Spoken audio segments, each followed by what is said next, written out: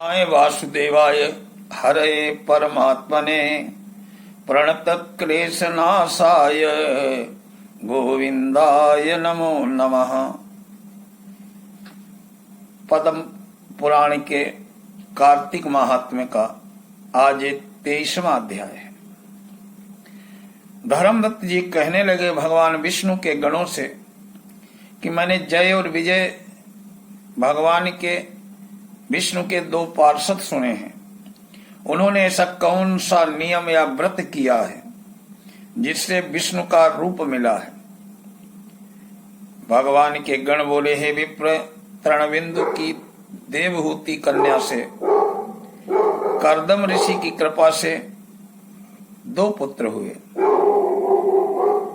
बड़ा जय और छोटे का नाम विजय था। उसी देवहूति के योगी कपिल देव हुए और जय विजय ने पूरी इंद्रियों को, वृत्तियों को भगवान विष्णु की भक्ति में लगा दी। इसी से बहुत बड़े धर्मात्मा हुए। एक बार इन दोनों को मारुत राजा ने बुलाया। वो यज्ञ करने में चतुर थे, उनको देवता ऋषि मानते थे। वे दोनों वहां गए। उस यज्ञ में जय ब्रह्मा और विजय याजक बना। इस प्रकार वो यज्ञ संपूर्ण हुआ। उसके बाद राजा मारुत ने यज्ञ का स्नान करके उनको बहुत सा धन दिया। उस धन को लेकर वो दोनों अपने आश्रम में आए। भगवान के पूजन और प्रसन्नता के लिए वो दोनों उस धन को बांटने लगे। इसीलिए आपस में स्पर्धा हो गई।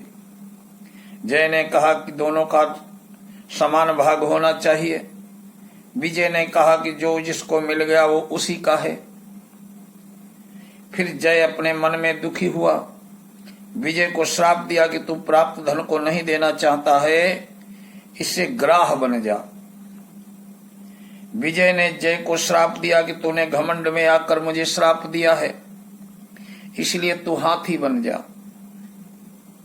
तब दोनों ने नित्य पूजन के समय भगवान दर्शन करके उनके सारा समाचार कह श्राप निवारण की प्रार्थना करने लगे।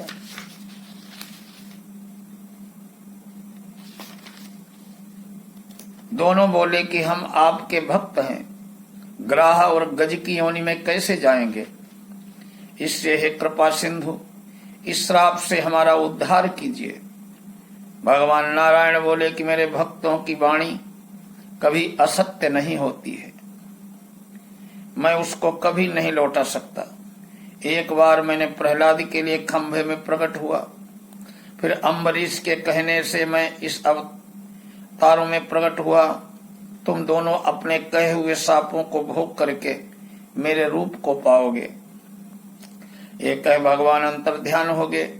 गण बोले, फिर वे दोनों ग्राह और गज बनकर कार्तिक पूर्णिमा के दिन गंडकी में स्नान करने के लिए गए।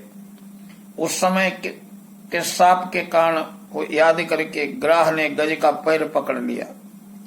ग्राह से पकड़े गए उस हाथी ने विष्णु का ध्यान किया।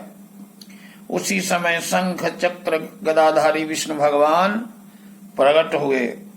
फिर भगवान ने चक्र से ग्राह को मारकर उन दोनों का उद्धार किया और अपना रूप देकर वैकुंठ को ले गए। नारद जी बोले, इस प्रकार धर्मदत्त को समझाकर वे गण विमान में बैठ कलहा समेत वैकुंठ धाम को चले गए। धर्मदत्त ने भी विश्वास युक्त हो उस व्रत को किया और मरणोपरांत दोनों स्त्रियों के साथ वैकुंठ को गया। इस वृतांत को प्राणी जो सुनेगा या सुनाएगा वो भगवान की कृपा से विष्णु के समीप देने वाली भक्ति को प्राप्त करेगा। श्री पद्म पुराणे कार्तिक महात्म्य 23तमो अध्यायः। ओम नमो भगवते वासुदेवाय।